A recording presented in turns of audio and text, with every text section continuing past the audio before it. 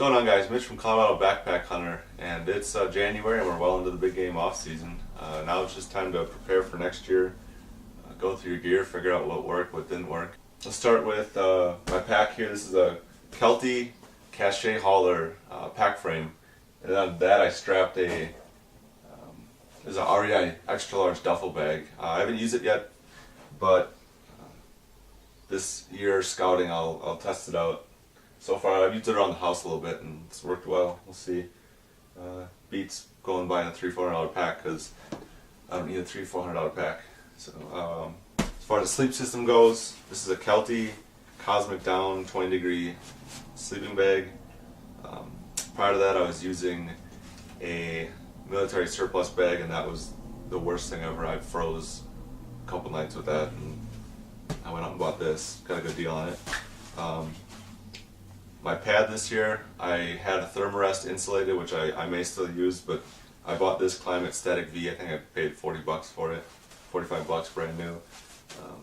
It's got mixed reviews. I'll see if it works for me. I hunt early season for the most part. I don't really get into third or fourth season hunting, so as far as insulated pads, it's not that big of an issue for me.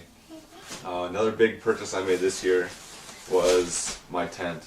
Last year I had an REI Gimme Shelter, which is kind of like a minimalist tent, almost like a tarp shelter, and it worked great. We got rained on 6 out of 7 days elk hunting, and it held up. I stayed dry, but the bugs made a home in there with me, and it didn't bother me too much, but I can deal without, using my hands and toes to count how many spiders were in my gear this last year. So I bought a Big Agnes Fly Creek 2. We'll see how this works out. Only weighs in roughly about 2 pounds, so again, that'll light up my load quite a bit. Then water filtration. I'll do a separate video on this to show you guys how it works, but this is an MSR water bladder with a Sawyer squeeze filter and then an adapter by JetFlow, so I can use this, I can hang this all together with my water bladder, and it's all gravity. I don't have to do any work besides filling up this bladder.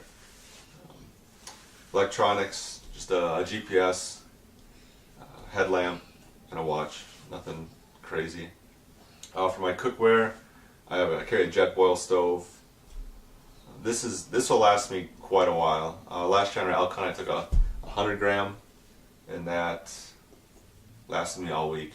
So the Jetboil Sol's small, but gets the job done. I had a Esbit stove with the little pellets, and that was terrible. This thing is a miracle. Then I just carry this spoon fork knife combo. Then my day pack. This is what I take with me every day, when I leave camp. I always carry 2 bungee straps,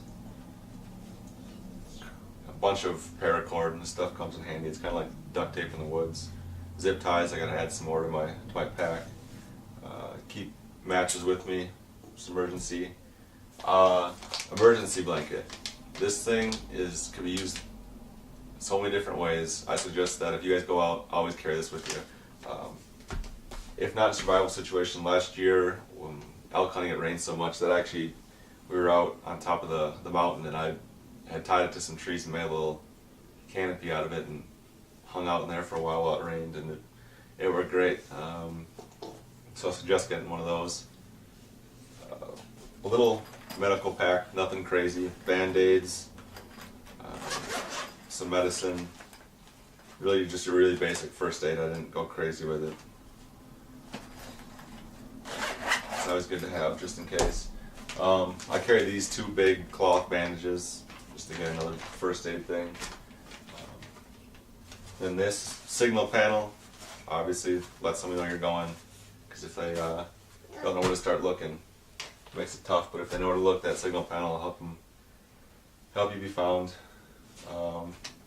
This is Quick Clot Combat Gauze. I got this when I was in the Army, actually. You can buy this at Sportsman's Warehouse too, like a hiker version. Again, just in case, emergency. Toilet paper, obviously. Don't leave home without it. Then for my scouting trip this year, I'm taking my Nikon spotting scope and binoculars. I'm sure there's a bunch of stuff I'm missing here. It's kind of my basic kit here, sleep system, water, cooking, and then first aid. Again, I'll do a video on this water system coming up here shortly, so you guys can see how that works. It beats paying $100, $200, whatever it costs for a hand pump filter, when I can fill this up and let it do it automatically for 60, 70 bucks, whatever I paid for it. Thanks for watching, and stay tuned. I'll do some updates on my gear and how it worked out from this scouting season. Thanks for watching.